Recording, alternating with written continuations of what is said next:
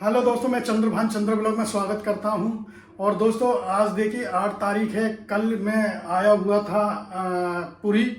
तो मैं आपको पुरी के बारे में बतलाता हूं कि मेरे को वहाँ क्या समस्या आई। और मैं रथ यात्रा में गया, शामिल होना था, लेकिन रथ यात्रा में मैं शामिल नहीं हो सका।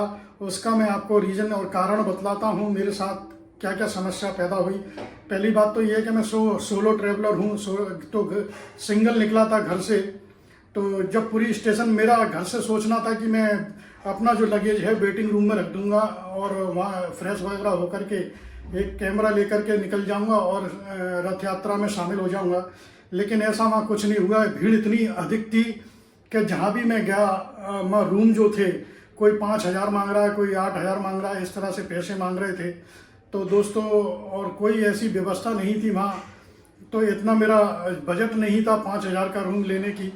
तो मैं वापस स्टेशन पर आया था। स्टेशन पर क्या थी कि जो बिल्डिंग थी वो बिल्डिंग पूरी तरह से तोड़ दी गई है। उसकी बिल्डिंग नया बनाया जा रहा है, जो कि अभी वहाँ काम चल रहा है। अभी समय लगेगा वेटिंग रूम वगैरह बनने में।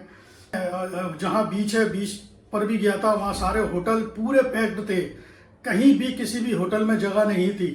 और जो कोई थी भी धर्मशाला टाइप भी, तो 5,000 रुपये मांग रहे थे। और दूसरी बात, देने को तैयार भी थे तो सिंगल पर्सन को वो दे नहीं रहे थे। मेरे लिए सबसे बड़ी समस्या ये थी। फिर मैं वापस स्टेशन पर आया था और स्टेशन के बाहर रुकने की बहुत अच्छी व्यवस्था थी। सरकार ने जो व्यवस्था की थी, बहुत बेहतरीन व्यवस्था की थी। पंडाल बनाए गए थे बहुत बड़े बड़े, कम से कम 10, 15, 20 हजार आदमी वहाँ रुक सकता है, 50,000 रुक सकता है। लेकिन और वहाँ सारी फैसिलिटी, खाने की, पीने की, रहने की और टॉयलेट, बाथरूम वगैरह की। लेकिन मेरे साथ समस्या ये थी कि मैं सिंगल था। अगर मैं वहाँ रुकता तो मेरा लगेज कौन देखता। सबसे बड़ी समस्या थी कि मैं अपना लगेज छोड़ करके नहीं जा सकता था।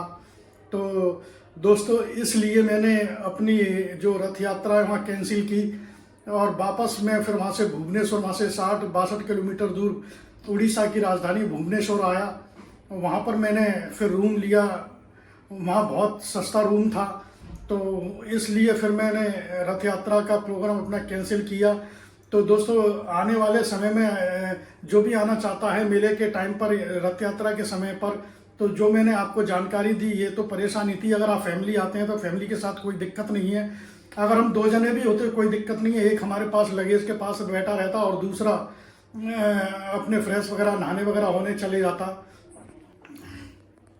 और दोस्तों, अगर स्टेशन पर मेरे को वेटिंग रूम की व्यवस्था मिल जाती, वेटिंग हॉल मिल जाता, वहाँ पर फ्रेश वगैरह होता और अपना लगेज क्लॉक रूम में रखता, तो ये व्यवस्था भी वहाँ थी नहीं। क्योंकि होटल वहाँ पे, वहाँ पर जो है स्टेशन पर बहुत बड़ा प्रोजेक्ट जो काम चल रहा है वो इसी बिल्डिंग का चल रहा है। सारी व्यवस्था वहाँ नए सिरे से बनाई जा रही हैं। तो दोस्तों, जो मेरे को जगन्नाथपुरी में जो परेशानी हुई वो मैंने आपको शेयर की। और मेले के टाइम पर अगर आप सिंगल आते हैं तो सिंगल के लिए इस बार तो परेशानी थी, मैं आगे कह नहीं सकता हूँ। उस समय तो स्टेशन पे भी क्लॉक रूम और वेटिंग रूम चालू हो जाएंगे। तो दोस्तों, इसके लिए मैं माफ़ी चाहता हूँ कि मैं आपको रथ यात्रा नहीं दिखला सका। और अगले साल फिर आएंगे। और इस बार हम को यहाँ की जानकारी हो गई है, तो इसलिए अगली बार हम पूरे इंतजाम के साथ आएंगे। तो इसी के साथ मैं आपसे विदा लेता हूँ। धन्यवाद।